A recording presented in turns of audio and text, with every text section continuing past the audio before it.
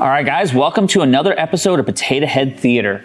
Today's story comes to us from Esther, chapter 2 through 10.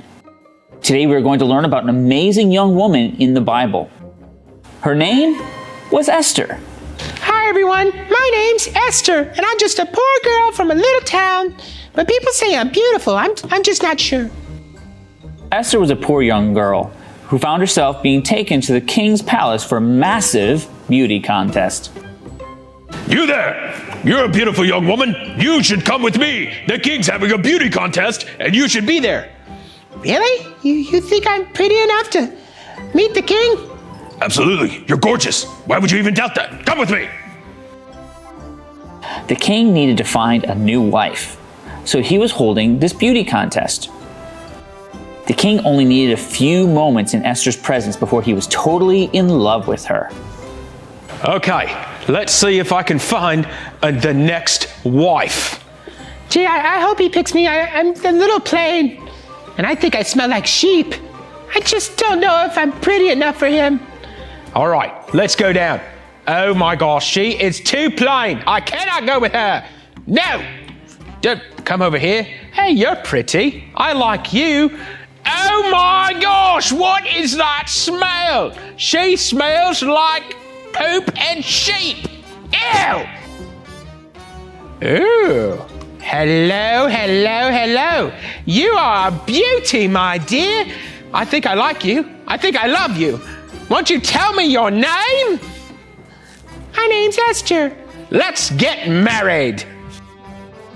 Esther was beautiful, gracious, and kind, just what the king was looking for. In no time at all, Esther was married to the king. He declared her the new queen. You, ma'am, are the new queen. Get out of the way. New queen. That wasn't nice, but okay. Now, what you need to know about Esther is that she was a Jew. I'm a Jew, which means I'm from the land of Israel. My father was taken away from that place, and I've only grown up here in Persia. That was a little while ago. The king was the king of Persia. The Jews had been driven out of Israel, their home, about 70 years before, and forced to live in Persia. I remember that day. It was a sad day. Although they did their best to live peacefully in this strange country, they prayed that someday they would be able to return home. Esther's cousin Mordecai was the leader of the Jews. Mordecai encouraged Esther to hide the fact that she was a Jew from the king and his advisors.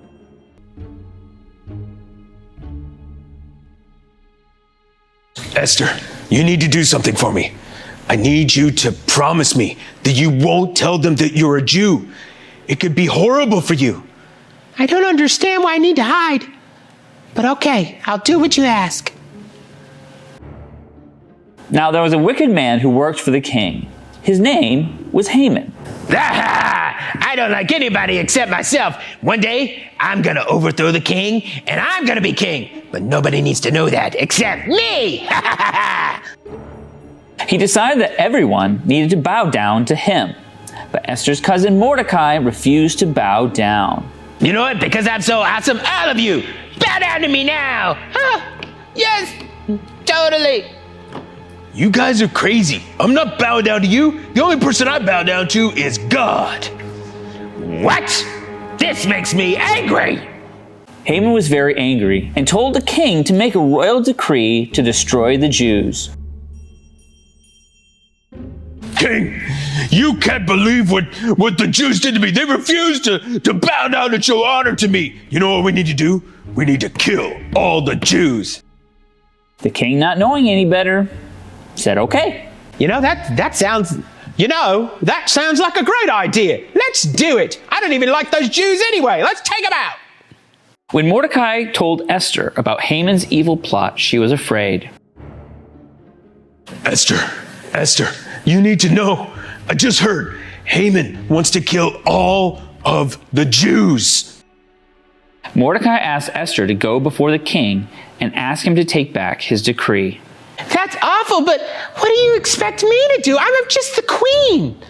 Esther, you're the only one who could do this. You have to go for the king and plead for our safety. Esther exclaimed, "Anyone who goes before the king without being invited will die." But you don't understand. If I go before the king and he hasn't called me in, he'll kill me. Mordecai knew that Esther was the only answer for the Jews. He told Esther, "If you keep quiet, we will die." Esther, you don't understand. You're the only one who could do this.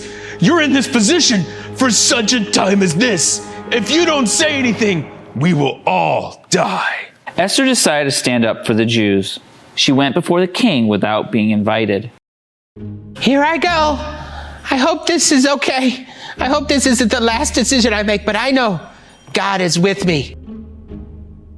She could have been killed, but the king was pleased to see her.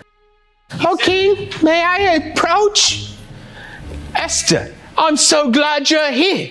Why don't you come in? Sit right next to me. Okay, great. He asked her what her request was. Esther, I'm so glad that you're here. Why don't you go ahead and ask me? Ask me for anything you want and I will give it to you. Up to half my kingdom. Really? Okay. Esther responded, but all she wanted was for the king and Haman to join her for dinner that evening. I actually have a very simple request. I'm so anxious I just fell over for it.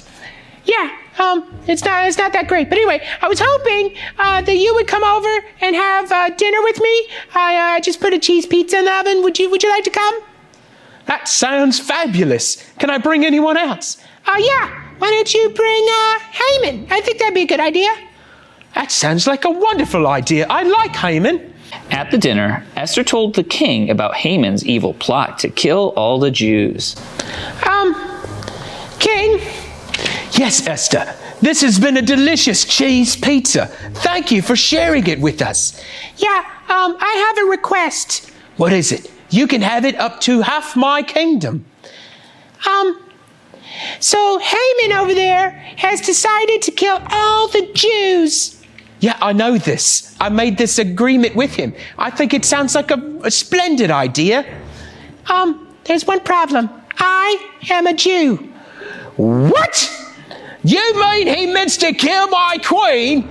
Haman, is this true?